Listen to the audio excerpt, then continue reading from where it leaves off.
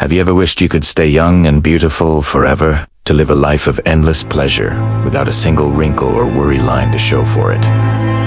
It sounds like a dream, doesn't it? But what if that dream came at a terrible price? What if every selfish act, every cruel word, every dark secret was etched not onto your face, but onto something else? Something hidden away. Today, we're diving into the dark, glittering world of Oscar Wilde's masterpiece, The Picture of Dorian Gray, a story that asks a chilling question. What happens when the soul itself is put on canvas? Our story begins in the lavish, sun-drenched studio of a London artist named Basil Hall. He's just completed his magnum opus, a stunningly lifelike portrait of an impossibly beautiful young man, Dorian Gray. Basil is utterly captivated, almost obsessed, with Dorian's innocence and charm. In the studio with him is his friend, the witty, cynical, and dangerously persuasive Lord Henry Wotton. When Dorian arrives, Lord Henry, the master of words, begins to whisper his poisonous philosophy into the young man's ear. He talks about the fleeting nature of beauty, the tragedy of growing old, and the idea that the only things worth pursuing in life are youth and pleasure. The only way to get rid of a temptation is to yield to it, he says. These ideas are new to Dorian, and they take root in his mind like seductive seeds. Staring at his own perfect image in the portrait, Dorian is suddenly struck by a wave of despair. He realizes that while the painting will remain forever young, he will age, he will get wrinkles, his hair will turn gray, and the beauty everyone admires will fade. In a moment of passionate anguish, he makes a fateful wish. He cries out that he would give anything, even his own soul, to stay young forever, while the portrait ages in his place. Be careful what you wish for. At first, Dorian's life is a whirlwind of social engagements and artistic pursuits. He falls head over heels for a young, brilliant actress named Sybil Vane. She performs in a rundown theater, Bateau Dorian. She's a transcendent artist. He sees her as Juliet, as Rosalind, as all of Shakespeare's heroines rolled into one. He's in love not just with her, but with the art she creates. He proposes, and she, utterly smitten, accepts. But here, we see the first crack in Dorian's perfect facade. Excited to show off his discovery, he brings Lord Henry and Basil to see Sybil perform. But something has changed. Now that Sybil has experienced real love with Dorian, the make-believe emotions of the stage feel hollow. She gives a terrible, lifeless performance. Dorian is horrified and humiliated. His love was for her art, not for the real person behind it. After the show, he confronts her backstage with shocking cruelty. He tells her, "You have killed my love," and breaks off the engagement, leaving her completely heartbroken. When Dorian returns home, he notices something strange about his portrait. There's a subtle change, a new touch of cruelty around the mouth. At first, he thinks it's a trick of the light, but then he remembers his wish. Could it be real? Could the painting actually be changing? A shiver of fear runs through him, but it's quickly replaced by a sense of scientific curiosity. He decides to test it. The next day, full of remorse, he resolves to apologize to Sybil and marry her. He pens a passionate letter, feeling noble and good. But before he can send it, Lord Henry arrives with terrible news. Sybil Vane is dead. After Dorian left, she took her own life. Dorian is initially shocked, but Lord Henry's smooth, cynical words twist his grief into something else entirely. He frames Sybil's death as a beautiful, tragic final act, a piece of art in itself.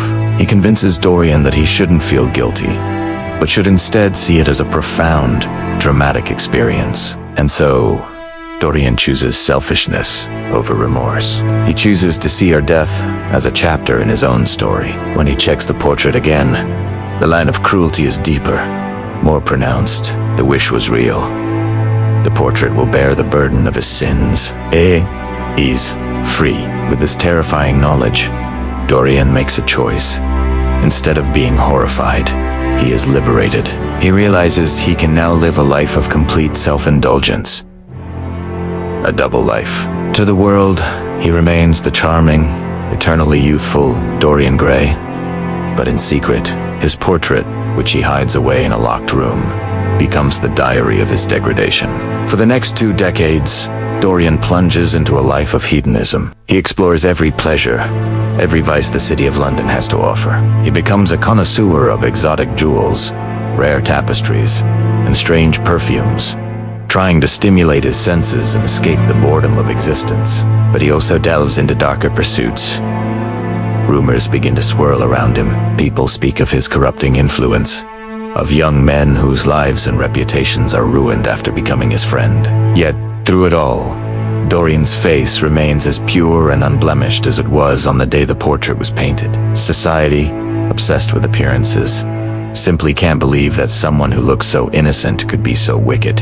One dark, foggy night, Basil Hallward, the artist who painted the portrait all those years ago, confronts Dorian. He's about to leave for Paris and wants to know the truth behind the terrible rumors. He asks, "Dorian, why is your friendship so fatal to young men?"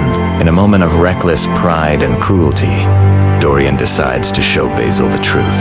He leads his old friend up to the locked room, unveils the painting, and forces him to look. Basil is speechless with horror.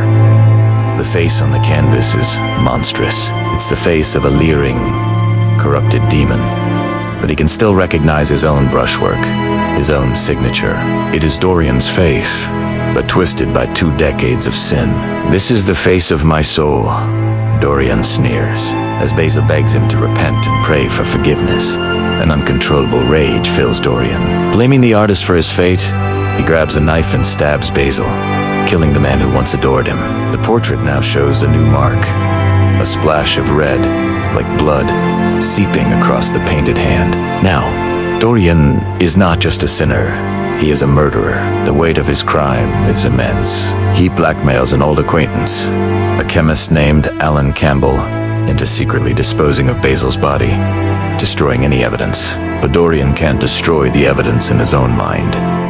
He is plagued by paranoia and fear. The memory of what he did, and the ever-present horror of the portrait, begin to haunt him. He flees to an opium den, trying to lose himself and forget. But even there, his past catches up to him. He is recognized by James Vane, Sybil's brother, who has been hunting for the man who destroyed his sister for 20 years. James corners him, ready for revenge. But when he looks at Dorian's face, he sees a man who looks no older than 20. He lets him go, convinced he has the wrong person. Dorian's youthful appearance has saved him once again. However, James Vane is persistent. He soon learns the truth that this man truly is Dorian Gray, and he hasn't aged a day in 2 decades. The hunt is back on. For weeks, Dorian lives in a state of constant terror, seeing James's face everywhere. The hunter has become the hunt. The chase finally ends during a hunting party at Dorian's country estate. James, hiding in the bushes, is accidentally shot and killed by one of the guests. Dorian is free from his pursuer, but he is not free from himself. He is exhausted by his life of sin and the constant fear. He even tries to do a good deed by sparing a young village girl he was pursuing, hoping this one act of mercy might begin to reverse the decay in the portrait. But when he checks the canvas, he finds it has only grown uglier. The painting now shows a new look of cunning hypocrisy, revealing that his good deed was just another form of vanity, a selfish attempt to fix his own soul. At that moment, Dorian Gray finally understands. He can't escape what he has become. The portrait is not just a record. It is his conscience, his soul, and he hates it. He blames the painting for ruining his life. In a final, desperate act, he decides to destroy it, to kill the past and set himself free. He picks up the same knife he used to murder Basil Hallward and plunges it into the heart of the painting. A terrible, agonizing cry is heard from the locked room. The servants rush upstairs, break down the door, and find a shocking scene. Hanging on the wall is the magnificent portrait of their master, Dorian Gray, as beautiful and youthful as the day it was painted. And lying on the floor is the body of a man, grotesquely withered, wrinkled, and hideous. A knife is plunged into his heart. It is only by the rings on his fingers that they recognize him as Dorian Gray. In trying to destroy the evidence of his soul, he destroyed himself. The painting returned to its original perfection, while he, at last, took on the true appearance of his corrupted life. Oscar Wilde's story is a timeless warning about the dangers of vanity, the price of unchecked desire, and the simple, terrifying truth that what we do in the dark will always, eventually, come to light. Our actions have consequences, and true beauty lies not in a flawless face, but in a virtuous soul. Thank you so much for joining me on this journey into one of literature's darkest and most fascinating tales. If you enjoyed this deep dive, please hit that like button and subscribe for more stories behind the world's greatest books. Let me know in the comments, would you think was Dorian a victim of Lord Henry's influence? Or was he solely responsible for his own downfall? I'd love to hear your thoughts. Until next time, keep reading.